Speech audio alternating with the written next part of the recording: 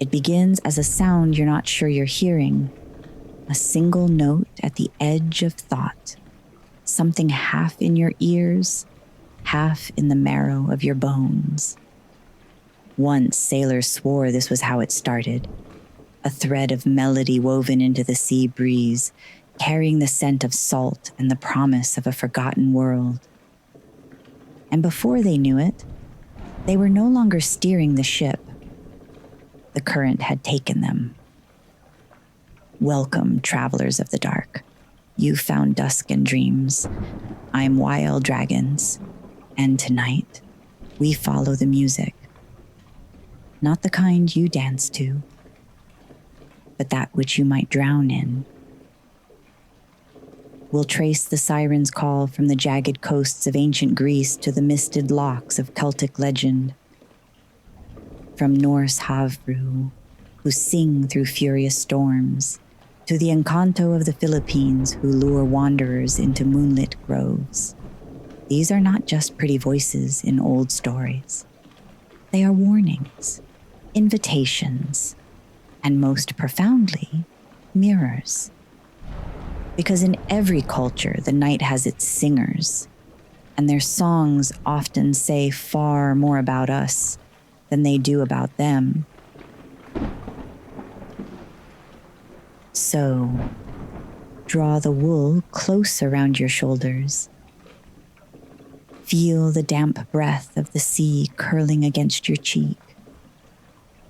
You stand on the cliff's edge, where land gives way to endless dark water.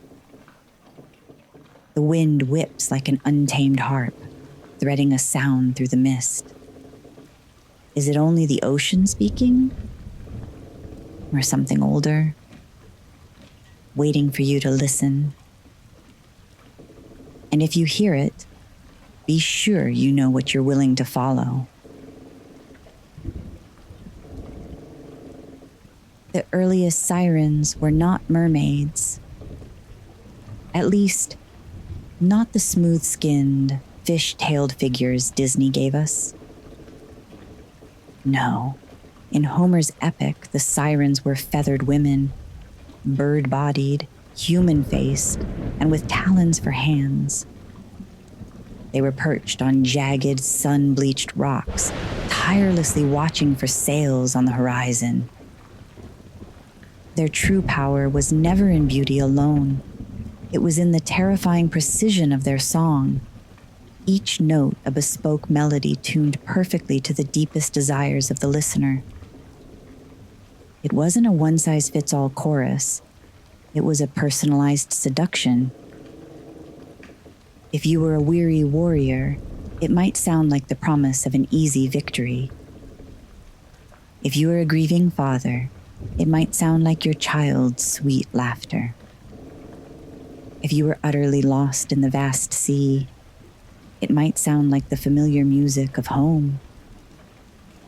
The hero Odysseus knew this. In the Odyssey, he doesn't try to outswim them or outfight them. He plugs the ears of his crew with melted beeswax and has himself lashed tightly to the mast. Not to avoid hearing them, but to survive it. Because Odysseus, in his boundless curiosity, wanted to know what they said. That single detail matters. In modern neuroscience, we have a term for this: approach avoidance conflict, the primal push and pull between a powerful desire and a known danger. It's what makes us hover over a tempting message we know we shouldn't send, or binge a show long past midnight, even though our body is desperately begging for sleep. The sirens didn't just sing. They activated that core primal wiring. There's also a neurological phenomenon at play called auditory capture. Our brains are hardwired to orient toward patterns in sound, especially a human-like voice, because in evolutionary terms, missing a voice might mean missing a call for help or a predator's warning. The sirens used that exact same circuitry, but hijacked it. Their harmonies were crafted to be just irregular enough that your brain kept trying to predict the next note, kept relentlessly chasing the pattern. The longer you listened, the more your dopamine reward loops lit up. Not because you had the reward, but because you were always tantalizingly about to. Interestingly, not all siren stories were written by Homeric poets. Some belonged to the fishermen who survived, the ones who swore they'd heard voices from a phantom island that no map named. In the Dodecanese of Greece, there's an old whispered tale of a rock between Kalymnos and Leros, too small to ever dock upon, too steep to climb. The locals called it Tunisi Pouden, Prepe, Natragudai, the isle that shouldn't sing. They said its song was different from the sirens of Homer, not sweet, not promising glory or love. It sang memories, memories that weren't yours, a haunting lullaby in a language you didn't consciously know, but somehow, deep down, understood. A sound that made you ache with nostalgia for a life you had never, ever lived. And those who sailed too close would drift toward it without even realizing. Not because they consciously wanted to, but because the current shifted, almost imperceptibly, beneath them. As though the very sea itself was listening to the song too. There's a strange parallel here in neuroscience. The default mode network, a brain system that lights up when we're not focused on the outside world. It's where we daydream, remember, and imagine. It's also the network that music can hijack most deeply, unlocking emotion and memory without conscious thought. A single chord progression can make you cry before you even know why. That's what this island was said to do. Play your mind like an instrument until you lost track of what was sea and what was self. Fishermen claimed you could only break free by making your own powerful sound, shouting, singing, banging on the side of the boat. Anything to remind yourself of your own voice. Whether this isle was real or just a potent warning against straying from known waters, its lesson is as modern as it is ancient. If you lose your voice to the noise and music around you, the current will relentlessly take you someplace you didn't mean to go. But for now, let's journey somewhere we do mean to. Far north, into the cold waters of Orkney and Shetland. There we find stories older than the churches that dot the headlands. Stories of Selkies, the seal folk who slip from their skins to walk as humans beneath the moon. By day they are just seals, sleek, dark-eyed, vanishing into kelp forests.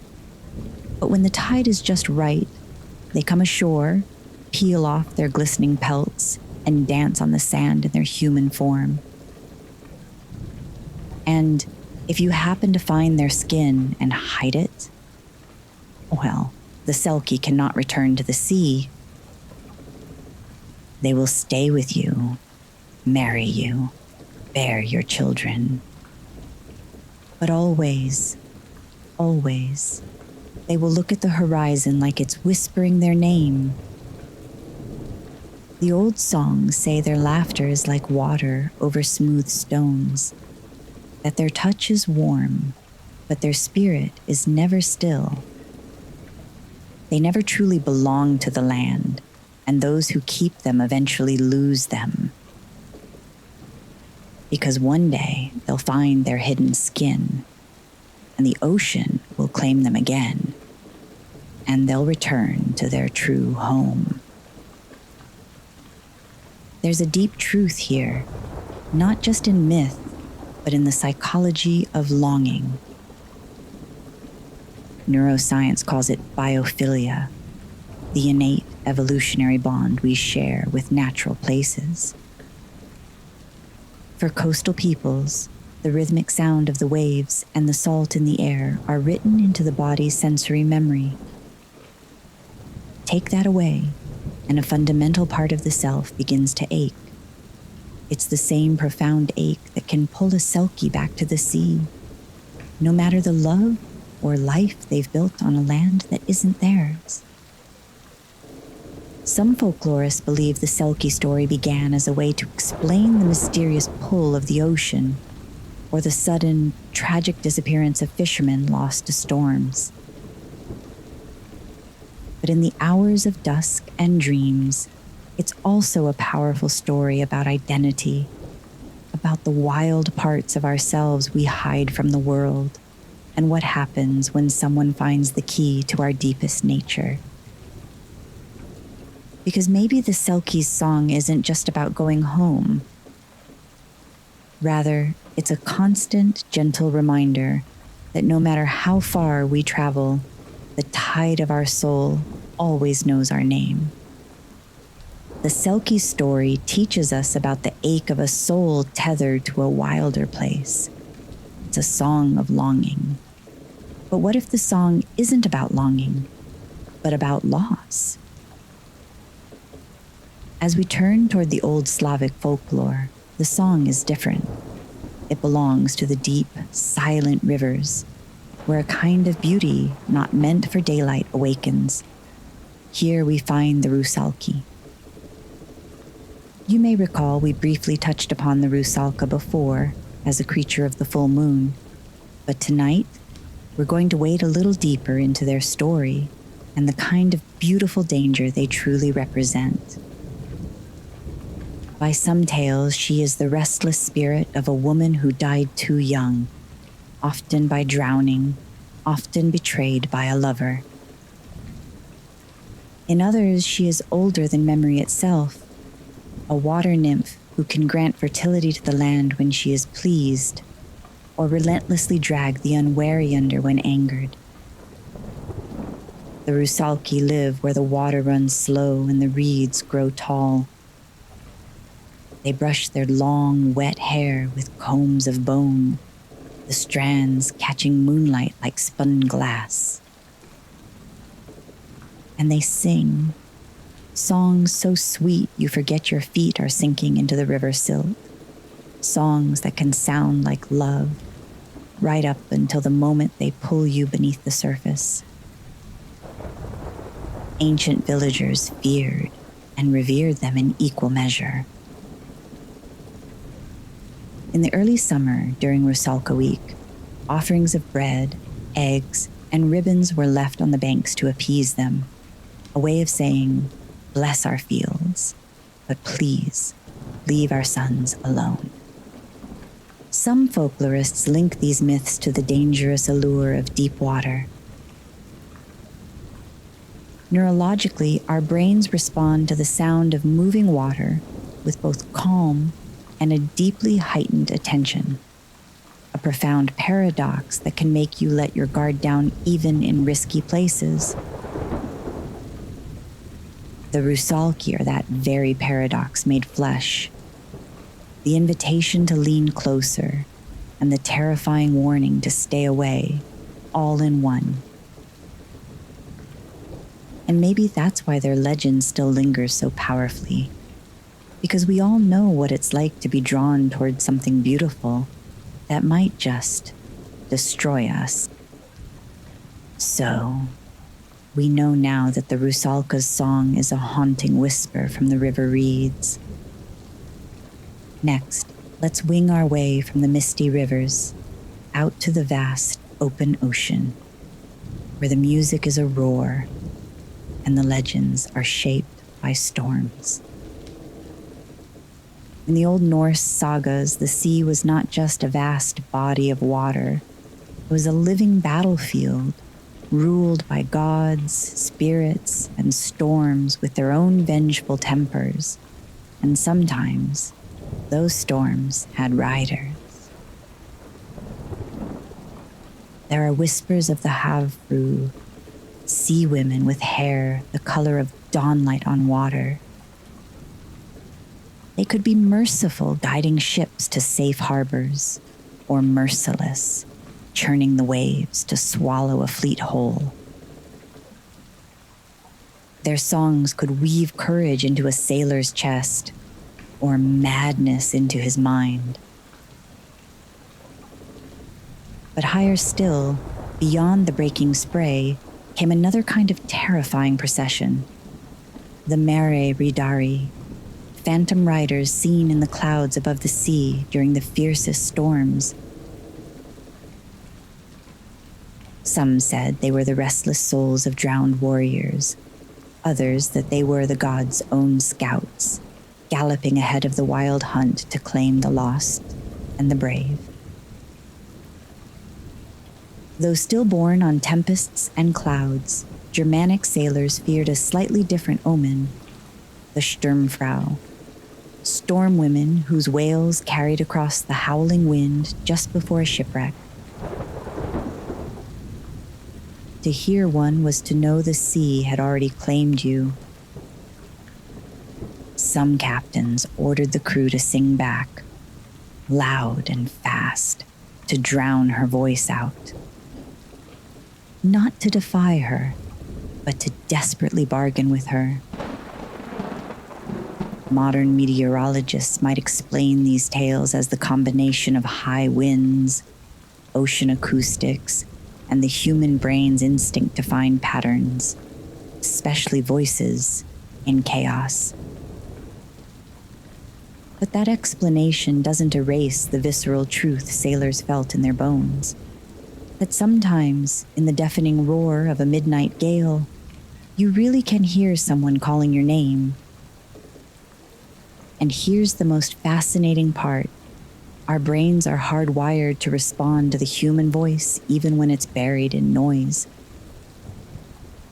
It's a cognitive trick we call the cocktail party effect. And in the storm's fury, it can make you believe you've heard a specific warning or a tempting invitation from somewhere beyond the living world.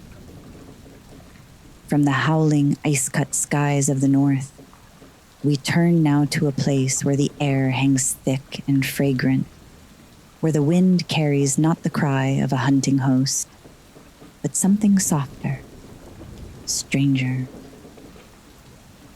The danger here does not gallop from the clouds. It waits patiently among the shadows.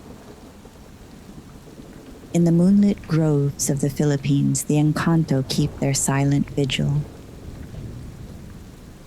They are ancient nature spirits, older than our maps, older than the names we give to the constellations above. They are the guardians and the tricksters of certain ancient trees, misty riversides, and hidden, sacred paths. Some say they appear as impossibly beautiful men or women, eyes like deep water, hair that seems to float even in stillness.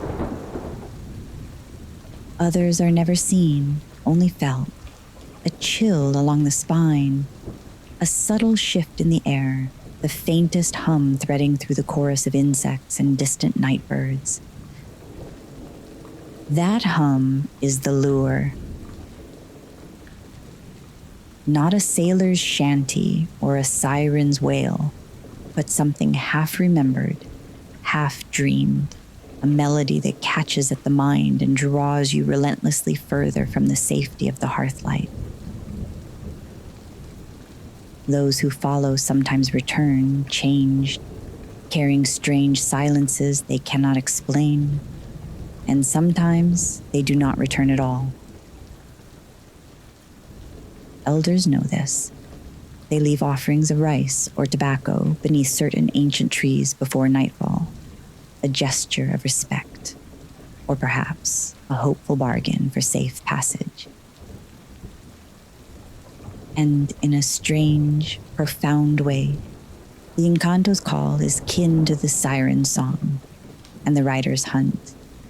It is a potent summons that crosses the threshold between safety and a deeper surrender. It is a haunting reminder that the night is never truly empty. It is always listening, and sometimes it speaks back with a voice you have no choice but to hear. So, draw your coat close or pull the blanket tighter. Imagine yourself not just in the safety of your room, but on a cliff above a restless sea, or standing at the edge of a shadowed grove. The air is cool, the moonlight is silver on your face, and somewhere, far off, a voice calls. Will you follow it, or will you carry it home with you, a mystery unbroken? Because not all siren calls rose from sea, sky, or glade. Some rise from the banks of a highland stream. Some hum in the rainforest shadows. And some you may hear before you ever see where they stand. These are the lost voices of the land. In the Scottish Highlands, where mist clings to the moors and the moon turns water silver, there's a figure you never want to meet, unless you crave a truth that might undo you. The bean Nia, the washerwoman, crouches at a lonely ford, tirelessly beating a garment against the current. That cloth, it's said, belongs to someone who is about to die. Some tales call her the restless ghost of a mother who died tragically in childbirth, bound to wash until her time is done.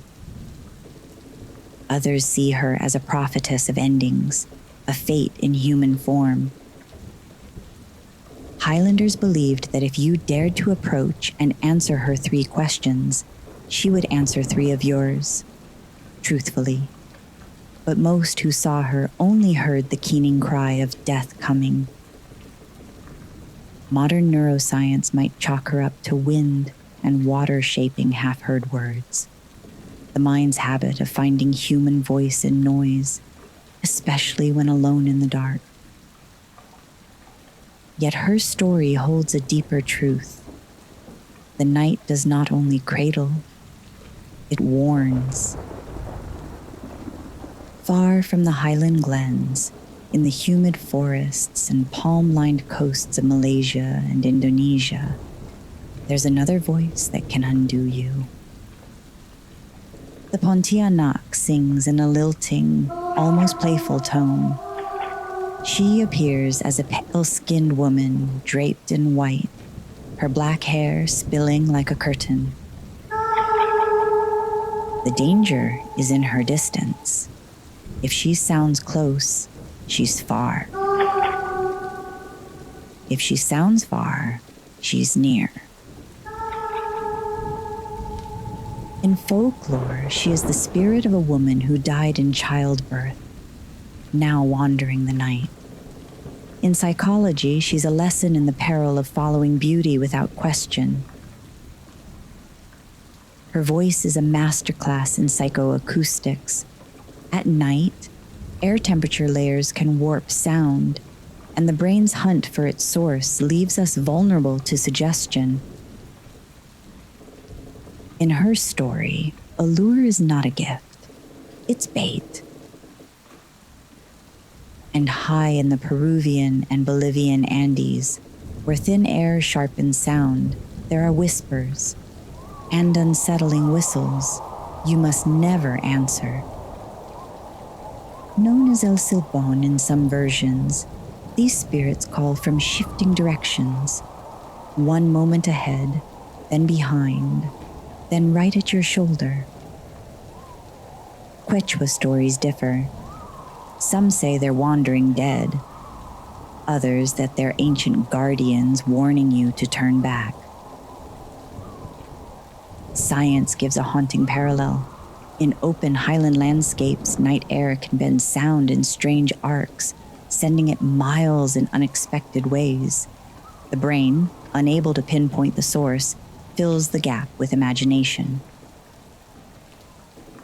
And so the whistlers live on, half physics, half phantom, teaching that in the dark, not every call is meant to be answered. The night is a cartographer of sound. From the hiss of water on stone to the soft thread of a song between trees, it traces the borders between safety and risk, waking and dream.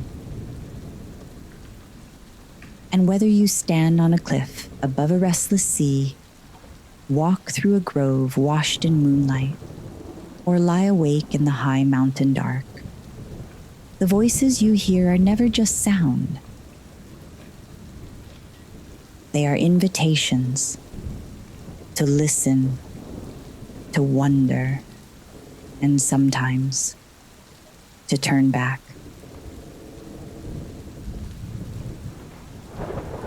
In fact, we can map this night, not with stars this time, but with sound. Close your eyes and let's draw it together.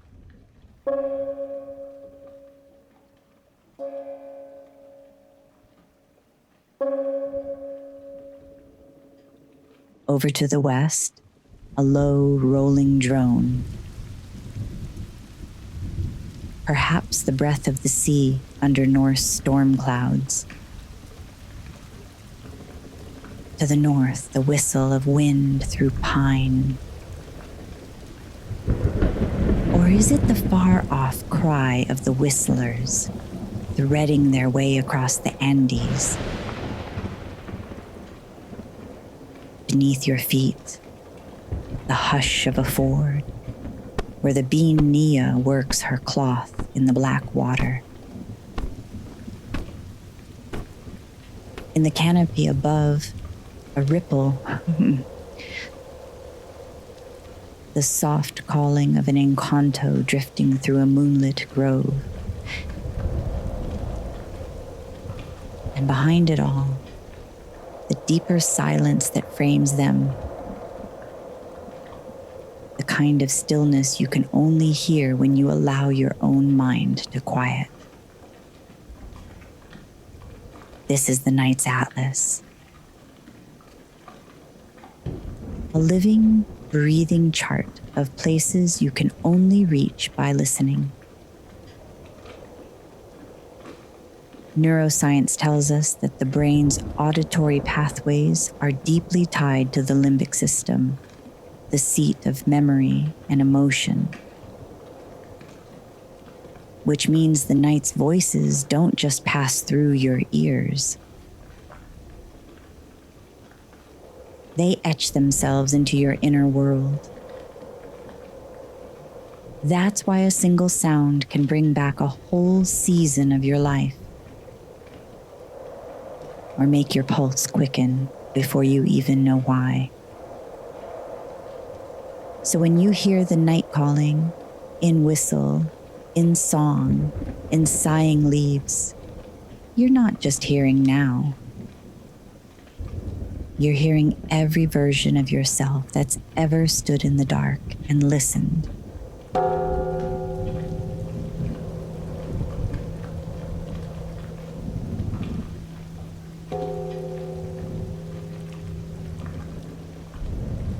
Thank you for joining me tonight on Dusk and Dreams. For flying with me through Greek cliffs where sirens wove their honeyed snares, and beneath Norse and Germanic skies where storms had riders, and the wind itself had a voice. Wading into Celtic tides where Selkies slipped between skin and skin, and feeling the pull of Slavic rivers where Rusalka hair caught moonlight like a net, and walked through moonlit groves in the Philippines, listening for the soft hum of the Encanto. Some may say these are only myths, beautiful stories to pass the time on long voyages, but perhaps they're far more than that. Maybe they're proof that we've always listened for music in the profound quiet of the dark and wondered what it might want from us.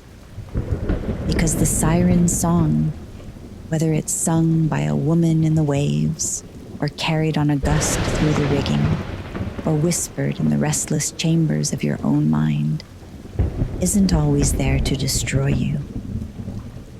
Sometimes it's there to courageously call you back to something you've forgotten, a vital part of yourself. So, if you ever find yourself alone at night and you hear something you can't explain, maybe don't rush to silence it. Perhaps it's time to let it play. Listen, hear it out. Because in the end, the most dangerous song is the one your own soul is trying to sing, but you never welcome the sounds. I hope this voyage into moonlit waters and haunting voices left you with something to carry into your own night. Whether it's a new story, a lingering question, or just a reason to listen more closely to the dark. If a thread from tonight's journey tugged at you, maybe a Selkie's quiet resilience, a siren's longing, or the pull of wind and tide, I'd love to hear your reflections. Do share your stories, your nighttime rituals, or your own encounters with songs you couldn't explain. Because the more we share the mysteries we've found, the more we keep them alive and build this community of night-minded individuals together. Speaking of nighttime rituals, next Tuesday, we turn from the sea to the screens and ask, can technology help you sleep better? We'll explore tools that work with your body's natural rhythms, rituals, and nightly ruminations to look at devices that calm instead of agitate. Plus, we'll pair them with ancient practices that have stood the test of centuries. Because in a wired world, knowing when to power down might just be the most powerful act of all. And then, next Friday, we'll step into the shadows of the modern night. Urban legends, nighttime tales that travel by whisper, text thread, or late shift radio call-in. From haunted highways and flickering street lamps to ghost stories from the industrial age. We'll find out what survives, what's changed, and what these tales still tell us about our hunger for the mysterious after dark.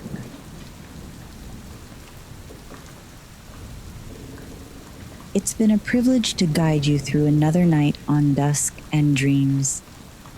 If this podcast helps you find peace, spark creativity, or simply offers a moment of captivating escape, please consider following or subscribing wherever you listen. Your support helps us build this community of night-minded souls. We're available on all major podcast platforms, including Apple Podcasts, Spotify, iHeartRadio, and Amazon, as well as many others. To learn more about the show or connect with the Dragons Dusk and Dreams team, visit www.breakgrid.com or follow me on Instagram at YaroDiamond. Until we meet again, sleep softly, dream brighter. And if you hear something calling from the dark, listen, or perhaps even respond. The night listens back.